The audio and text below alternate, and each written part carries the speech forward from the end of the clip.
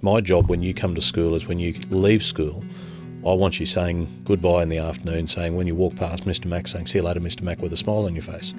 If you've left school happy, you've connected with your family, you've connected with your teachers at school, and you've connected with your mates. And if you do that, you go home happy, your parents are happy.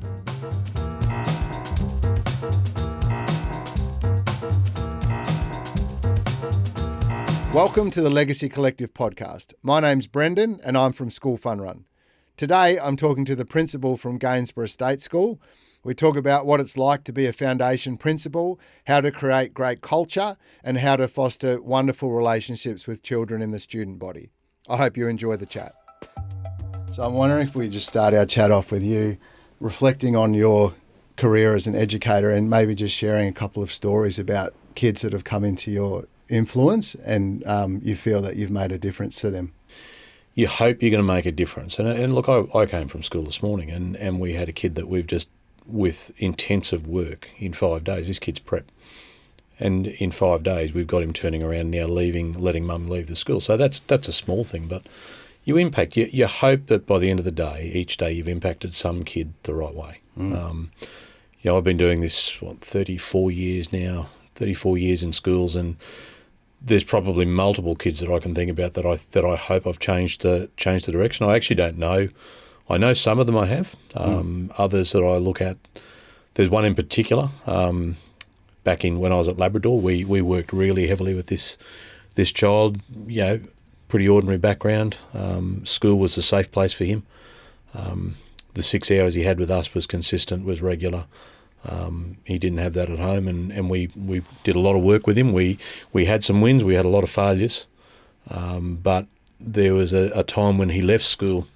He would have been about probably grade 10, and I don't think he completed high school from my knowledge. And he walked into school one day, he came back, and as he walked in, he was walking up towards me, and I actually looked at him and thought, oh, this could go both ways here, because my relationship with him was, it was good, but there were certainly times that weren't good. And he was a big boy by then. He was bigger than me, and he towered as he walked towards me with his mate who I didn't know. And I thought, okay, let's see how he goes. But he walked up, and as he realised who I was, as he came up towards me, he looked at me. He said, "Mr. Mac, great to see you." And he came and gave me a big hug. Oh, yeah. And that was 4 years after he'd left our school under duress. Yeah. But I know that he'd been in a bit of strife with police and with the law, but I'd like to think that he had a connection with us, and even though there were some bad times and tough times there, he always knew where he was and knew where the line in the sand was. Yeah, school can definitely be, from talking to the principals I've had a chat to, school can be a bit of a safe haven. I mean, it's not for everybody. Yeah. Some kids that come from a difficult background can also rebel at school, but they do get something potentially at a good school that they may not be getting at home. Yeah. And there's a lot to being an educator. Like, did you say you've been doing that for 34 years? Is that 34 or 35? Yeah, okay. So probably a couple of questions off the back of that would be, what have you seen change over that time that really stands out for you as being different in the school system, for better or for worse? And what is the role, I know this is a difficult question, but what is the role of the modern day teacher? Because when I went to school, my maths teacher taught me math, and I came from a pretty healthy home life, so I wasn't going to be the kid that was leaning on my teacher for anything more than traditional education. But from talking to a lot of educators, I know that their role these days is quite diverse. Yeah. So my questions are, what are the things that teachers get up to these days, and how has education changed in the last 3 decades? Lots and lots. The complexity of our community is probably the biggest part. The complexity of home and home life for the kids and the families, and the competing things that parents now have to deal with. Something as simple as homework that I'm not a big fan of, but it creates a massive issue for parents. A lot of parents now, you've either got, there's no grey with when you talk about homework with home life, that parents either want it or they don't. There's no in the middle, but something as simple as that creates massive issues for many kids and families, working families, that they come home, the kids are in after school care, before school care, after school care, so they're having 11, 12-hour days and then coming home and having to do homework. That's just one little part. But the complexities of society, the demands on families, that's certainly become more and more. When I started teaching, I started at Woodridge North on grade 5, and there were probably, it was a tough class, it was a tough school, but there were probably 1 or 2 kids in my class that really I remember well, that I'd love to find out where they're at now, but they gave me a run for my money as a graduate teacher. But I still remember one of them very well. But in a class nowadays, in a big school in metro area or Gold Coast or Brisbane, you're now not talking 1 or 2 kids that are highly complex and challenging. You're talking 4 to 5 in every room. I regularly talk to some of our teachers and say, if you can't get your head around that, the only way around that is to head out far west regional Queensland, where you've got smaller schools. You've still got the complexities, but just not the numbers. And I think that's where the teachers, their role has, I think the role's always been there. That the biggest thing to me with my school, with Gainsborough, is to connect with kids. My job's always been really easy to parents. I say it's not a hard gig being a principal. There's 3 things you provide. 1, a school site, 2, great staff, which we've got lucky at Gainsborough. We've got 105 staff that are all handpicked. But the last thing is the most important. I say this to kids and families all the time, that my job when you come to school is when you leave school, I want you saying goodbye in the afternoon, saying when you walk past Mr. Mac, saying see you later, Mr. Mac, with a smile on your face. If you've left school happy, you've connected with your family, you've connected with your before school, you've connected with your teachers at school, and you've connected with your mates. And if you do that, you go home happy. Your parents are happy because the parents expect me to be like their dad. So to me, the teacher role is not just now teaching. It is counselling, it is supporting, it is often providing services and food and things that, clothing. It's guiding, it's advising. You take on the teachers now do a massive job. It's a huge job, and it's also impacted by the curriculum, the size of our curriculum now. And a lot of the part that probably frustrates me is when you listen to society, you listen to the media, it's the schools need to fix it. Yeah. And that's my frustration. I mean, I think we do a good job. Yeah. In fact, I know we do a good job. And part of our community is that connection is crucial. If the families feel they're connected, if the kids feel they're connected with you, that's half the battle. I haven't met an educator yet that hasn't set a positive intention to do a good job. Yep. Like I just haven't met that person. They all lead with their heart, right? Yeah, like they got into it for a reason. Yeah. So whether people think schools are doing a good job or not, the point is it's a massive job, and it doesn't necessarily fall to a school to solve all of community's issues when it comes to kids. But like I said, the people in that education sector go there with the best of intent. Yeah. I think you should always judge someone on their intent, because, if they're getting up in the morning and they're going to school to educate kids and they're doing the best they can with a positive intent, that's what you get. Like that's what you're getting. The joy I get is when you see the way the teachers interact and the staff, not just teachers. So I've got cleaners, teacher aides, youth workers, social workers, the way that everyone interacts with the kids. Just the joy that they get out of interacting and seeing that they've made a difference. So as a principal, how do you set that sort of tone? Like what things have you got going in your school to facilitate that community school spirit kind of aspect? When we I was lucky enough to set up Gainsborough from the start, so as a foundation principal, and that was what I set out to achieve, a positive culture. And culture to me is the key in a school. You can have the best curriculum, you can have the best teachers, you can have the best school site, but if your culture's not there, and the culture is something I often talk to parents when they say, how do you find it, if they're moving, how do you find a good school? And they'll ask me, there's 5 schools in the area I'm going to, which one should I go to? So the advice is always the same. You walk in, don't look at a website, don't look at Facebook, go walk into the school, go and meet people, and you feel it. If you feel it, you'll know whether the school's got a good culture the minute you walk into that office or when you're walking around the school. And that's something that I think we established. It was tough when we started because we started in COVID times. So when we had to set the school up, it was COVID and we couldn't meet. You couldn't meet. You had to have restricted meetings. You couldn't run community console groups. So it was tough to set up. But showing families that you are there for them, and that involves being at the gate in the morning, that involves being at the gate in the afternoon and interacting with kids, going to football games on the weekend, watching a kid play footy. I had a bet with one of the boys today that if their footy team beat my footy team, I had to wear their jersey around all day. Luckily we won, so he's wearing mine right now at school. It's being part of the school, and the kids need to know you are, that the parents need to know that they're connected. The parents need to know that if they want to talk to you in the car park, they come up and say g'day to you, have a coffee with you in the car park. Yeah. That's culture. It's easy to set up. Yeah. And once it's set up, it really is just an enjoyable part of it. So it's being involved. Yeah. Being seen, being involved, being part of it. We might have principals listening to this podcast. I hope that we do. And not all of them would have been lucky enough to be a foundation principal.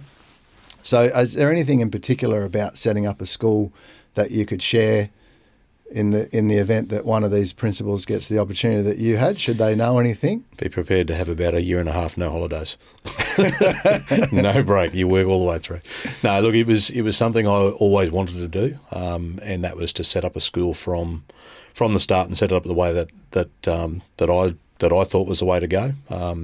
Be able to recruit the right people in the right position, and that's crucial. You've got to get the right people in the right position, and you've got to have the right mix. And did you pick people that you knew, or does the department send you people to pick from? Like, how does that work? Yeah, a bit of both. There's different processes, different ways that you have to recruit. You've got to, there's a lot of boxes you've got to tick. There were some people that, yes, I did know that I brought across that some teachers that had worked with me previously. And some of those people came across. There were some executives and some of the admin staff that came over. They had to apply. Obviously, they're classified positions, but they've got to win it. Mm-hmm. So there were some that did. There were some that didn't. But that's been probably the biggest piece of work to make certain we've got the right amount of people in the right position, but also to future-proof it. The biggest challenge for the foundation school is that we started with 298 kids back in 2021, and we've now got just under 900. We'll get about 1,200, 1,250 in about 3 years. So staying ahead of the game and not being overtaken. So in the last, 4 years, something like that? Yep. You've gone from how many kids? 298 to just under 900. 300 to 900. So the school's sort of tripled in size in a 4-year period. And the biggest thing that in my observations, whether they're right or wrong, but schools that start, when you start, you get fantastic resources. You get, bucket loads of money thrown at you in essence, because you've got anything that if you can imagine picking a school up and tipping it upside down, if it falls out of it, you've got to build it, make it, design it, or purchase it. So you've got a lot of money and a lot of things to happen straight away. But if you're not prepared for that rapid growth and you don't have your processes in play and you don't have consistent lines, you don't have people swimming the same direction, you're going to come unstuck. So that's something that is the challenge. But I think we've got that right, and I think our results and our standing in the community, we certainly see it. But that's the best part, seeing the community around the school. That's what I love, coming to school every day to be part of our community, because I see what we're doing with them. My son's a teacher. He's I didn't think he'd do that. He's now 4 years into high school teaching, which I'd never do. I take my hat off to any high school teacher at all. I've been primary all the way through. But I think the first year I was... Do you think he's doing that just to show you up? Look at me, Dad. He does like to tell me what we're getting wrong in primary school. He told me that after his first prac. Rang me and said, "Dad, you're getting reading wrong." So, thanks. So look, I think my advice to him in that first year was it's a lot of work, and he saw how much work I did as a principal growing up. But obviously as a teacher, there's a lot of stuff that you don't realise you're going to do. You go in it with the intent of, yes, you've got to like being around kids, but you've also got to go in with the intent that it's not just about being in front of them and teaching them, it's about what you do behind the scenes to the kids and the families. And I've seen, if I use him as an example, I've seen him really grow in the last 12 to 15 months, where he's now taken on a lot of things outside just the teaching, and he's doing the extracurricular. There's a rugby league development program that he's heading up, which means, yes, it's big hours out of school. There's excellence programs he's now part of, and he's now seeing that the kids are coming up to him, recognising the parents are wanting to engage with him. And it's that stuff that you do, the extra, that's what you do for teaching. You do. It's not just teaching the curriculum. That's the to a certain degree, it's the easiest stuff. It's also probably the boring stuff to certain if I talk about that in very loose terms, but it's the other things that you do around the back that make the community, make the school what it is. And when you really have impact on kids, when you see what you're doing with them, and that the kids remember that. They don't remember the lesson that you taught them. They remember what you thought about them, what you did for them. So did you have a favourite teacher? I did. Tell me about your favourite teacher growing up. David Pitt. He was my grade 7 teacher back in primary school. I went to a school in Brisbane, Southside Brisbane, and he was strict, really strict. Back in the days when you probably got away with a bit more back then than you can now. But the thing with David, Mr. Pitt, we used to call him Pitty. The thing with Pitty, you would always know where the line was, and if you stepped over that line, you knew it. But you could have a heap of fun up until that point, and you worked out very quickly when to stop, when to learn. And strangely enough, it turned out when I finished school, I went to primary school and then high school, finished high school and went to uni, and ended up doing teaching, probably not because I really, at that stage, didn't know what I wanted to do. I was a typical 17-year-old boy, wanted to play cricket and run and play footy. And ended up doing teaching because both my sisters had taught. They were both teachers. They were both, considerably older than me. So I thought I'll look at doing it and see what happens, and then I'll probably find something else sooner or later. And I worked out pretty quickly on the first prac, second prac, that this was actually pretty cool, and I liked it. It was good fun and connecting with kids and doing it and showing that I can be there. So did my teaching degree, finished that, and the first school I walked into as a teacher, I walked in and met the deputy principal. It was Pitty. Oh, He'd gone really? from a class teacher, and he was the deputy at my school where I started at Woody North. So I sat down with him, and it was strange then because he was my teacher up in grade 7, and then I had to sit across the table, and he was a colleague. So, but that's such a cool story. Yeah, he was a great man. And other than Pitty, who do you credit for making you the man that you are today? I think educationally, I put a lot of, I did schools in Brisbane, in Gold Coast, started Woodridge North, and I sort of took the small school principalship early on in my career. I'd been teaching about 2 years, and then year and a half, 2 years, and then went out to a small school out McElwraith, about 30 minutes west of Bundaberg, with 13 kids in it. The principal at Regent's Park back at the time, Jan Kazakoff, she showed a degree of confidence in me and really pushed the fact that I could do that. And she said, "You've got the skill set. If you want this is where do you learn." So I took the leap of faith and applied for it and got it. And you learn very, very quickly when you're by yourself in the middle of nowhere, and you've got 13 kids and all sugarcane farmers around you that know everything, and they're very heavily involved in the school. So I think Jan Kazakoff for showing that initial push for me to make me do it. I think it would have been very easy just to sit where I was and just stay there. And how old were you at that point? Like how far into your career were you? A year and a half. Oh, wow. Year and a half. Wow. So you were very new. Still very green. Yeah. Very green.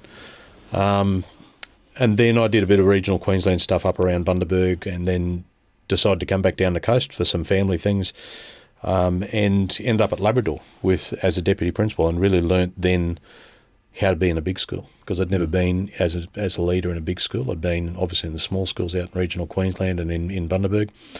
And the principal then, Brian Ra at the school, he really showed me how you connect with community. He was the one that really established.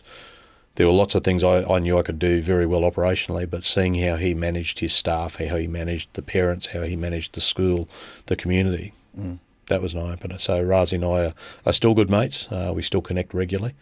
I learnt a hell of a lot of him. So a lot of who I am now is based off what I learnt of him, watching him for years. How would you describe your leadership strategies or persona? Trust other people to do their job. So get the right people in the right positions. I'm not a fan of micromanaging. People have got their positions because they're good at what they do. Whether they're a cleaner, whether they're a youth worker, whether they're a deputy principal, teacher, whatever they may be. Trust them to do their job, give them the tools they need to do their job effectively, resource it properly, and support them absolutely to no end. And when things go wrong, things go wrong. Things happen in schools, things happen in a workplace, things happen in life. We don't get it right all the time, but there's no point crucifying people about it. Work it out, learn from it, fix it up. It's a speed bump. So not micromanage, trust that other people are there to do their job. I've got my fingers in a lot of different areas around the school, but there's a lot of people who have got way more than that control happening, and I need them to do that to run the school effectively. I'll run, and it's again getting the right people in the right position. So my strength is around the community, the communication, the resourcing, getting things right. There's other people who have strength in a variety of areas, and if I get them right, they do that. I do my part. We all do our part. Down to the grounds officer who does his part. Everyone does their part properly. It's the way that I know that Wayne Bennett used to say, if everyone does what they do, your designed role on the football field, do it to the best of your ability and do it well, we win games. It's no different in school. It's exactly the same. Except he doesn't have 900 kids to get in the way, but I understand. No. I think your job's a bit harder, but anyway. So what do you have anything at your school, or do you have anything else to add to that when we're talking about leadership, or can we? No, look, it's funny because I don't see myself as, I don't look at myself and say I'm a leader. I look at myself and say I manage a school site and work with the community. I love what I do. I love turning up to work, and I love being with the kids and with the families. My favourite part of the day is in the morning and the afternoon when I'm out there at the start, saying good day to parents, or in the car park, even in the car park at the end of the day when the car park is pandemonium. So I often have to go out there and direct traffic, but have a bit of fun doing it. Have a laugh with the parents, have a talk. So my favourite parts are that. Talk to me a little bit about school culture and how teachers and principals and, I suppose, digest the responsibility they have in that realm. One of the things that we will always go around, if I'm walking around the school, if I'm at the moment hobbling around on a sore foot, but is getting around and acknowledging kids as they walk. If you're walking past someone, you say hello to them. Yeah. You engage with them, you talk about it. And one of the things that we're really big with at our school is that the kids have to return. It's not just one-sided. And the kids will often, I walked around the other day and yesterday, and I was saying good day to one of the kids when we were walking out, and they turned around and they said, how's your day been, Mr. Mack? Is your foot feeling better? And that's not uncommon. And we can have kids come into the school, new parents enrol, and I do all enrolments for all the kids from grade 1 to grade 6, and our DP for the preps does the prep ones she does the separate one with those. But we walk around at the end of that. We've got an enrolment process. It's a video. It's me having a conversation with them, getting some information about the kids, and then we take them out for a look around the school. And the kids in the school will now know that when I'm walking around with another parent with your kids in tail that aren't in uniform, the kids will come up to them and actually say, welcome to Gainsborough. You'll love this school. It's the best part. Wow. This is the best part. And the parents often look at me and say, wow. Yeah. But that's You've trained them well, Clay. Yeah, but it's something that we expect the kids to talk with adults and be part of it and understand that it's not just, we're not teachers. We're there to connect with them. Goes back to that before, kids don't learn from people they don't like. If I look at teachers walking around the school, and one of the things I love looking at is when kids who've been in that teacher's class 4 years ago and they've gone through 4 different teachers, but they still walk past that teacher and come up and give her a big hug. Yeah. And that's when you know the power of what you do. Yeah. And that's not one person. I've got 37 classrooms now. Well, I mean, that's what I mean. Every single one of those classrooms is filled with kids that have a future, and their future starts, yesterday. It's happening all the time. There's kids that we have. There's a good news story that we talk about often with one of our students at the moment. Their attendance rate was about 30%. School wasn't really a priority for the student. He's still there. We got him involved in an engagement program that we had running. We do a few things differently around engagement and trying to, we used the word alternate programming for a while. We now call it engagement programs, but fishing. We got him involved in a fishing program on a Friday. I take kids fishing on a Friday afternoon, and this kid's attendance rate is now sitting about 94%. Comes to school, engages with me in the morning, will walk up to me and want to talk about fishing on the weekend. From someone with 30% to 90%, and we managed to do that in about 7 months. That's so good, because you just have no idea the impact that's going to have for the rest of that kid's life, and then you don't know what that kid's going to do for someone else's life, because that's the beautiful thing about legacy. It's a force multiplier. You make one person's life better, they'll go and make 10 people's lives better, then 100 people's lives become better, all because you took time to invest in one. And then that payoff for us is also that you invest in that one person.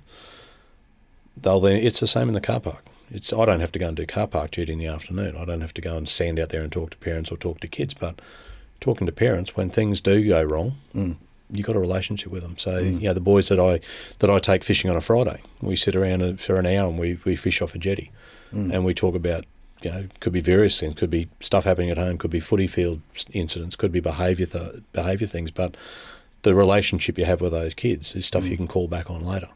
So. Do you think that would have been possible years ago to take the kids fishing? Yeah, there's probably a lot more hoops to jump through now. So you think it's harder now than before? Oh, it was a lot easier, I'd say, years and years ago. Sure. Thinking of some of the things that we used to do with the kids out in regional Queensland, but I think that's where we do things differently. It's trying to say, well, look, if it's not working the way we're doing it, we've got to change it. It's not going to change if we keep doing the same thing. So yeah, absolutely. We've got a massive number of alternative program options because not all kids learn the same way. Like, at what point in your career did you go, oh, this is not just a job where I'm teaching kids maths or English. This is actually I'm changing people's lives? Probably small schools. So that would have been 3 years in, 2.5, 3 years in. So you're right. When I went to uni, how I got through university is beyond me because I certainly didn't study hard. But I did my first prac, and we did back then. It was 2 pracs a year. So whereas now it's basically you do 4. And it was the first prac I had when I came home. I thought, this is actually pretty good. And I can do this, and I was good at it. But it still wasn't community. I was a prac student. I was as green as anything, and you were just watching and learning and trying to manage behaviour because that was the first thing you got to do. But it wasn't until I stepped into that small school where you're it. It's easy to be when you're a teacher in a school and you've got a deputy and you've got a principal and you've got your colleagues next to you and teacher aides, and there's always people that can help you when things go wrong.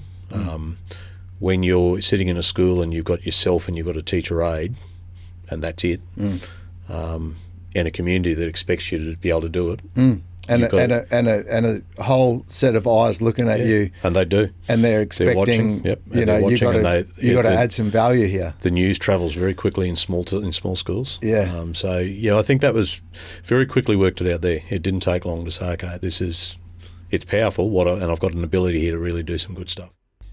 Teaching as a profession, what would you say to people that are thinking, like, say yourself, like when you left school, you weren't really sure what you wanted to do, so you chose to be a teacher, and now here you are all these years later.